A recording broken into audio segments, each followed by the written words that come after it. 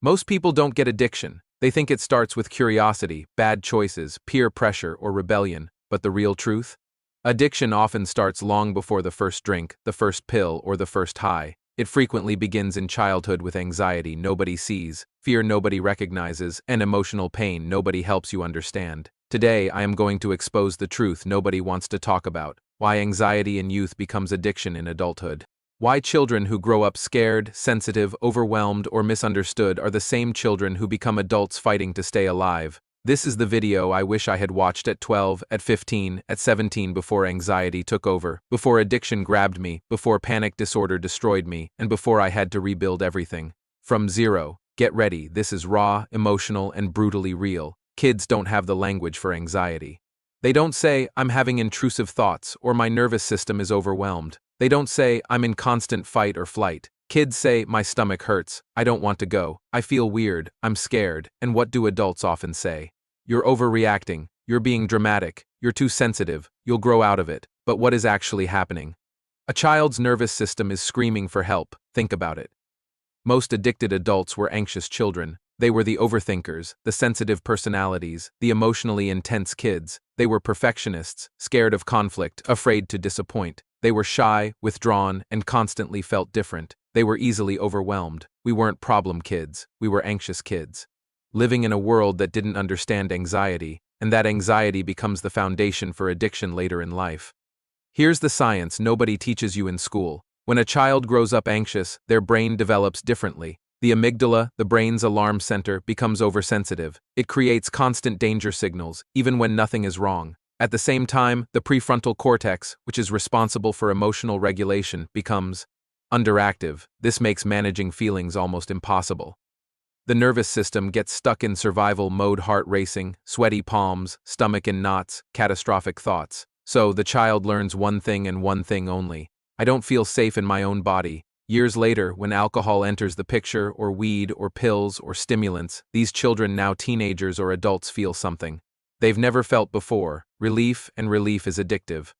Relief is seductive. It's the first false feeling of safety they've ever known. This is how anxiety becomes addiction. The first time an anxious teenager drinks or uses a substance, they don't necessarily feel a high, they feel normal. For the very first time, the chest loosens, the racing thoughts slow down, the confusion disappears.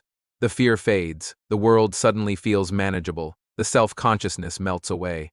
The panic stops, that nagging sense of not being enough disappears. It feels like the cure they've been searching for their entire life, but it's not a cure, it's bait. The shocking truth is this: most addicts aren't addicted to the substance, they're addicted to the absence of anxiety. Teenagers with anxiety have 4 major vulnerabilities that make them susceptible to this trap. First, emotional overload. They feel everything intensely. Second, they have no coping tools.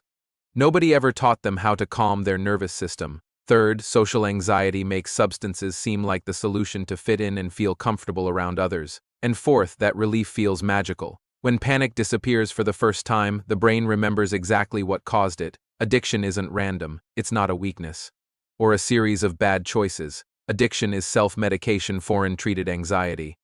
This is the dangerous shift from anxiety to dependence. It starts in Phase 1, the anxious child who is scared, sensitive, and misunderstood. Phase 2 is the overwhelmed teenager, with no tools, no education about anxiety, and no emotional support. Phase 3 is the first time they use a substance and feel that instant relief. The brain notes this works. Phase 4 is repetition.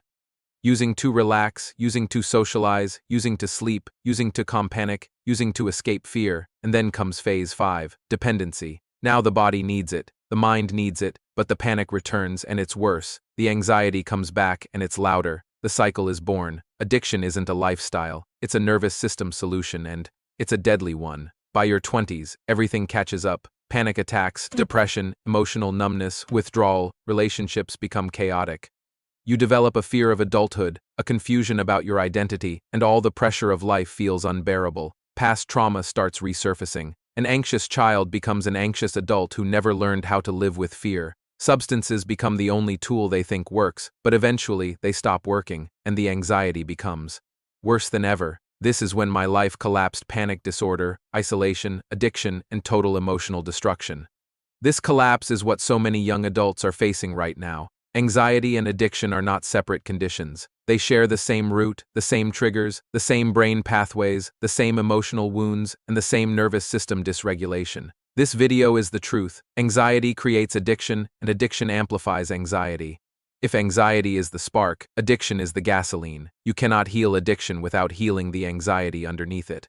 So, how do you break the cycle? Here is the path out. First, you must understand your anxiety. Name it, identify it, and decode what it's trying to tell you. Second, you have to rewire your nervous system. This means using practical tools like breathwork, grounding techniques, cold exposure, vagal nerve stimulation, and fixing your sleep. Slowing down your mornings. Third, develop emotional literacy. Learn how to feel your emotions instead of numbing them. Fourth, use cognitive reframing to challenge catastrophic thinking. Fifth, you must heal your childhood wounds through things like inner child work, self-compassion, therapy, and trauma processing. Sixth, replace the substance with genuine regulation, not with motivational quotes, but with actual tools that work. Finally, you have to rebuild your identity. You are not the addict. You are not the anxious one. You are the warrior. If you were an anxious child, if you became an anxious teenager, if you used substances to escape, and if addiction wrapped itself around your fear, listen to me. You are not broken. You were scared. You were overwhelmed. You were alone, and you were just trying to survive. Anxiety in youth can lead to addiction, but anxiety in adulthood can lead to transformation. Your story doesn't end with substances. It doesn't end with panic or fear. You can break this cycle. You can rebuild your mind. You can heal your nervous system and become the strongest version of yourself. You can become the warrior, because that warrior was always inside you. Subscribe for daily videos on anxiety, addiction, trauma, and healing. Your new life starts now.